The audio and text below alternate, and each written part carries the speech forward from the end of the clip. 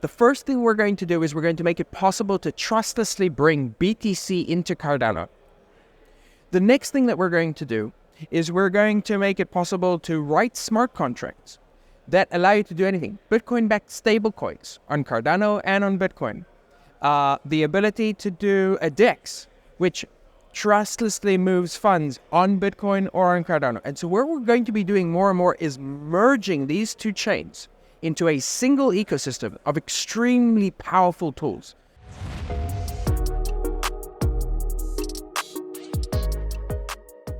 What's up, Ada Nation? Welcome to Dapp Central, day number 2 here. I've got Yago to my left, core contributor to Bitcoin OS. Welcome aboard, Yago. How are you?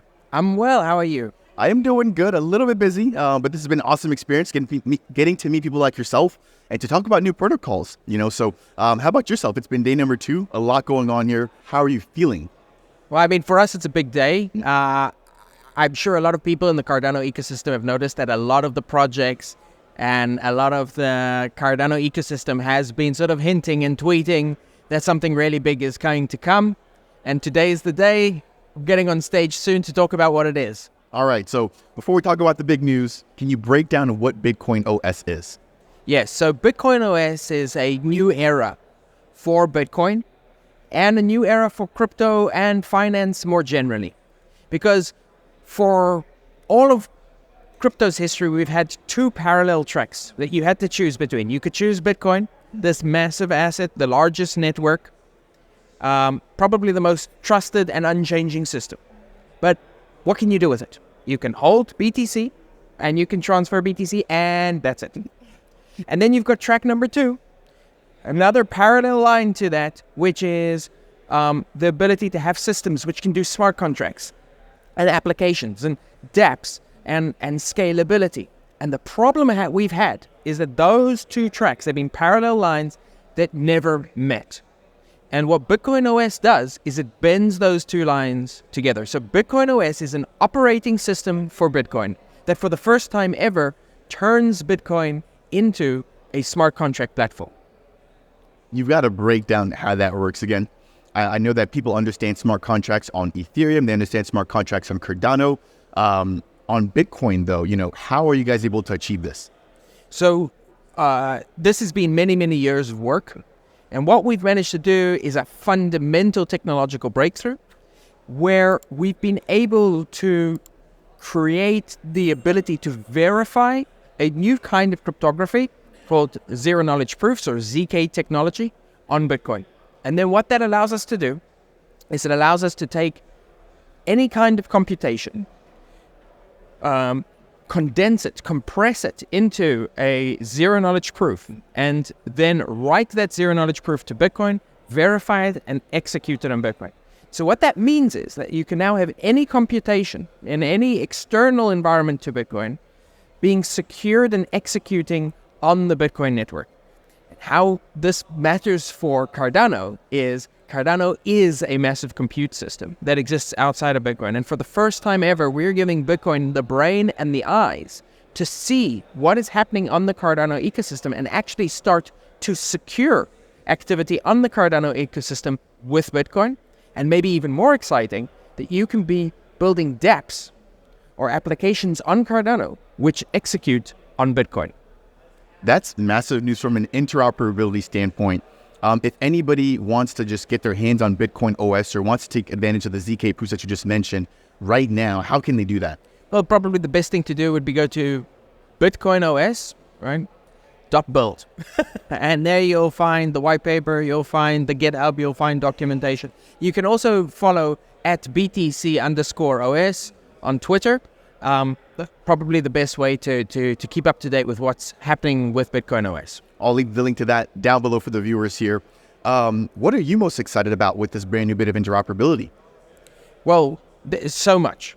Right now, Cardano is a very unique chain. It is by far the largest smart contract platform that is UTXO based. And remember, Bitcoin is UTXO based as well. And it also is a platform which has been built with a long-term view, just like Bitcoin. And so there's a lot of similarity and a lot of synergy potentially between these 2 chains. But up until now, we haven't had that opportunity. So what we can now do is take Cardano, which has been building towards something for a long time. And I think that's something we're about to reveal what it is, right? Because Cardano has $250 million in TVL right now. And Bitcoin has $1.3 trillion in dormant assets, just waiting to break free. The first thing we're going to do is we're going to make it possible to trustlessly bring BTC into Cardano. The next thing that we're going to do is we're going to make it possible to write smart contracts that allow you to do anything. Bitcoin-backed stablecoins on Cardano and on Bitcoin. The ability to do a DEX, which trustlessly moves funds on Bitcoin or on Cardano. And so what we're going to be doing more and more is merging these two chains into a single ecosystem of extremely powerful tools. On the one hand, the permanence, the asset that is BTC, but also the ability to issue new tokens on the Bitcoin mainnet. And on the other hand, Cardano, I think, is the opportunity here to become basically the de facto smart contract layer for Bitcoin. Okay, so there's a lot going on there. You mentioned quite a few different use cases, which have me excited. As you've rightfully mentioned, the TVL on Bitcoin, so giant. Even 1 or 2% coming to Cardano could be massive for adoption. And I think just renewed mindset for the community here, because I feel like we've gotten to a point where things have sort of stagnated, right? If you just had 1% of Bitcoin moving into Cardano, what that would mean is that the TVL on Cardano would go up by 40x. That is massive. Yeah. Now, I would just love for you, for some of the viewers that maybe just aren't too technical, right, to break down like a very simple sort of use case of Bitcoin OS. So for example, let's say there's a developer on Cardano or even Bitcoin, walk us through the process from beginning to end on like the process that they have to go through in order to be able to take advantage of what Bitcoin OS has to offer. Well, look, I mean, because so little has been done in this space up until now, because up until Bitcoin OS, the tools weren't available, there's some just really basic things. Do you want to be able to trade your Bitcoin without going through a centralized exchange like FTX? Yes. All right, now we can do that. Do you want to be able to borrow and lend your Bitcoin, earning yield on it, or being able to monetize some of its value without selling? Yes. Do you want to be able to do it without putting your money in Celsius or BlockFi? Yes. All right, now we can do that. And you can do that on Cardano. Do you want to be able to bring Bitcoin? Like if you have ADA and Cardano and you want to use them on the same DeFi application which is built on Cardano, do you want to do that? Yes. All right, now we can do that. Do you want to have Bitcoin-backed stablecoin so you don't have to rely on Tether, which is centralized, risky, right? And differently against both the Bitcoin and Cardano ethos? Yes. Okay, well, now we can do that. What about financial institutions, right? Cardano has spent so much time building towards a world where governments, financial institutions, non-profits can take advantage of their technology. But what is the main asset they want to be using? It's Bitcoin. Well, now we can marry those two things together. Bitcoin itself cannot scale to 200 million African users. But with Cardano, you can actually have all of them trustlessly holding Bitcoin for the first time ever. So, I mean, that's just 5 seconds. What about the ETF? What about hedge funds? What about governments that want to start putting Bitcoin into sovereign wealth funds, which we're seeing more and more of? All of these things become more possible if we marry the smart contract technology of platforms like Cardano with Bitcoin and BTC, the asset, and Bitcoin, the main chain. And that is what Bitcoin OS is designed to do. I hear the excitement in your voice. It's literally the best of both worlds colliding together. The decentralization and the security that Cardano has to offer, married with the adoption and sort of the grandiose feeling that Bitcoin carries. Again, the whole space is sort of guided by Bitcoin. So I think to be able to get something like this is massive. I want to talk about two more things before we wrap up today's brief intro, because I think this is just the tip of the iceberg. And I believe we'll be discussing a little bit more here once the summit wraps up. But that said, let's talk about security and then timing, right? So from a security perspective, I know that people are super, super scared about bridges and, just sort of moving assets between different chains. What does Bitcoin OS have to offer to make sure that people feel secure using its platform or using its code? I'm so glad you're asking this question, because this is really sort of the crux of the matter. Bridges are insecure. I personally will not use them. What a bridge is you're taking your asset, you're putting them into some kind of account which is controlled by one company like WBTC or a whole bunch like, I don't know, RenBTC or TBTC, right? But you've got this federation and you need to trust them. You no longer actually hold that Bitcoin. What is different with what we're doing is we don't have an assumption of an honest majority. We have a cryptographic assumption. If the cryptography is correct, then the system will work. In other words, you're not actually trusting people at all. You're trusting the cryptography itself, which is the same thing that you're trusting when you're using Cardano, and it's the same thing that you're trusting when you're using Bitcoin. To a great extent, I think the most proper way to say this is we're not bridging Bitcoin at all. We're extending Bitcoin into other environments, and we're doing it cryptographically. We're melting the borders between blockchains and creating, and this is why I say it's a new era, not just for Bitcoin, but for crypto as a whole. We're merging around Bitcoin the entire crypto space into a single internet of value. Again, I'm excited to learn a lot more about this. As soon as I'm wrapped up here, I'll definitely be digging into Bitcoin OS and what it has to offer. As we get ready to wind things down here, timing. I know you mentioned a little bit of it before, about how there's going to be an announcement today. Of course, this video will be going out a little bit after that. But like, when can people get their hands on this? And then I want to also talk a little bit about what comes next.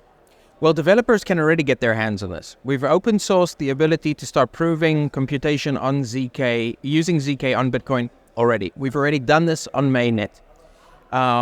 We've already seen multiple different computations on Bitcoin through this.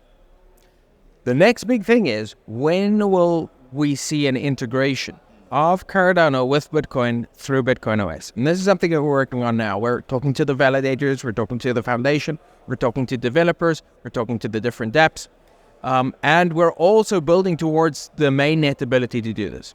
So I suspect that we will see the first true mainnet implementations of this early next year.